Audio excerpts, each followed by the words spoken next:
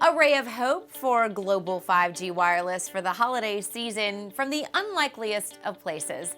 On one hemisphere of the world, Brexit looks more like a certainty.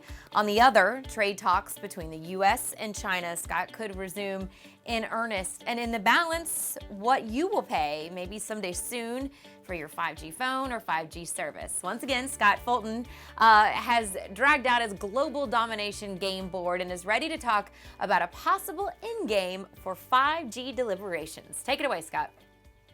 It's amazing what happens in a holiday season and how that can change your outlook. If you live in the United Kingdom, you may or may not be celebrating the outcome of the recent parliamentary elections. But it's very clear what that outcome was, and a lot of us were only expecting another hung parliament. We were wondering, well, just how hung would it be? Would there be a 1 or 2 seat majority for the Conservatives, 1 or 2 seat for Labor? Didn't happen that way. It was a tremendous smashing victory for the Conservatives and for Boris Johnson. As a result of that, what's going to happen in the UK is the Brexit deal that was reached between the amended deal that Johnson reached with the European Union and EU President Donald Tusk is likely to go through in January on current schedule. It won't be delayed, and there will be a deal. And there's where one ray of hope comes for global 5G, because you need consensus around the planet in order for the 5G plan as it was originally conceived to take hold, which was to dot the global landscape with lots and lots of smaller transmitters. These transmitters would end up being fairly expensive if there were multiple types of them, if manufacturers had to build different types to suit the different countries that they would be serving. If there's an agreement on how global telecommunications and roaming will work, as there appeared to be a couple of years ago when 5G really had the huge momentum, then manufacturers only really need to build one type of transmitter. They can tune it for different frequencies, but it'd be like tuning a radio. That way, when you start to see a 5G transmitter on, let's say, your street lamp, well, people in the UK and people in India and people in China will see the same type of 5G transmitter on their street lamp. And because it's made for everybody, the cost is lower. The cost of manufacturing is lower because it's being manufactured in bulk. The cost to the telcos is lower. So the cost to generate the service is lower, and it makes it much, much more feasible to come up with a package plan for a big old 5G phone. This is a 4G one, but this we'll just pretend for now. A big old 5G phone with a bundle of servers that's affordable for individuals. So that's one ray of hope. The other ray of hope, here is where I join the 21st century and bring you a slideshow. Yes, I can change the picture now. And my friends from the 20th century are clapping. This is where we move to China. And this is where things are looking brighter as well, because of what the United States side of things has been calling a trade agreement with China. Now, formally speaking, we don't call an agreement unless we sign something, but there has been an agreement verbally to do something, and that is talk.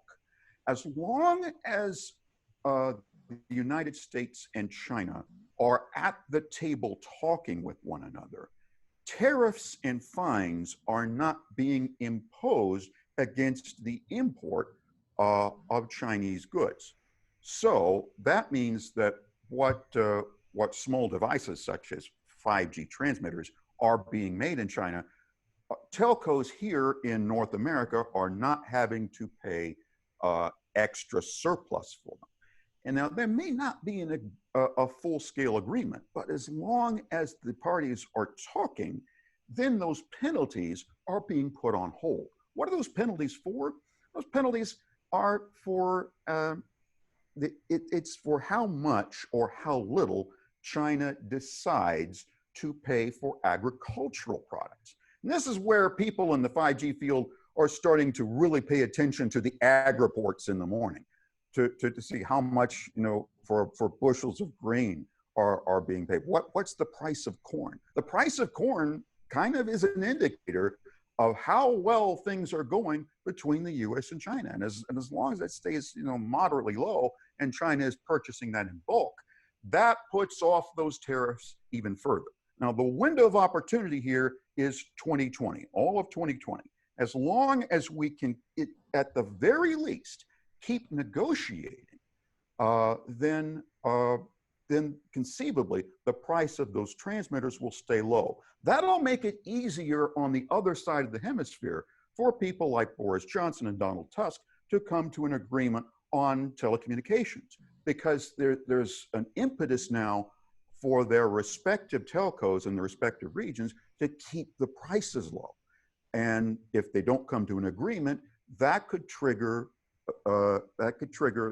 price hikes when 5G does become widely available for consumers. So this is two rays of hope from opposite sides of the planet. Well, and Scott, though, as you've said before, the UK is caught between two allies, right? The EU, which appears willing to keep Huawei in the picture for 5G, and the US, which is taking a tougher stance, as we know, against Huawei, even as the China trade deal outlook looks a little bit warmer. So how do you think this scenario actually makes things better for 5G? It makes things better because it keeps the discussion happening. Yeah, the UK is caught between a rock and a hard place, but they're talking about it. Now, let's say, for example, that we didn't have the result that we had in the parliamentary elections in the UK. Either, let's say, Labour has won or there's a hung parliament. Then we don't really know whether Brexit is going to happen with or without a deal. If it happened without a deal, there'd be no communication, and you'd have the UK start to set out on a course to say, okay, who are our allies now? And the most likely picture of that is that our allies are going to be the United States. It's a possibility that they could ally with the Chinese trading bloc, but here's a 20-sided dice. The possibility is if you roll one on that dice, that on a D20, that's the possibility. The rest of it, you're probably going to ally with the United States, which at that point in time had much more impetus to keep Huawei, China Mobile, and other Chinese manufacturers out of the picture. That would create more of a rift between the European Union, which is less against, shall we say, keeping Huawei out there. They're okay with keeping an eye on Huawei, but keeping Huawei in the 5G market. The rift between EU and this side of the hemisphere, which is let's find excuses for punishing these poor Chinese operatives. Now, I've mentioned China Mobile, I've mentioned Huawei, and technically they're separate countries. But let's face a few facts here that their major shareholder, and this is true for China Unicom as well, is the Chinese government. So when they come together in an agreement like you see here to boost certain factors of 5G technology, in this case those small transmitters, then indeed the United States is right to say that when it deals with the Chinese government, it's dealing with all the Chinese factors in turn. Yeah, and Scott, we can wrap up here with this. Let's just play this out here for a second. How could everybody patch everything up and get global 5G wireless back on track? What do you think there? So let's play this out. Let's play this scenario out. The way it's going to be, Brexit will very much likely happen in January 2020.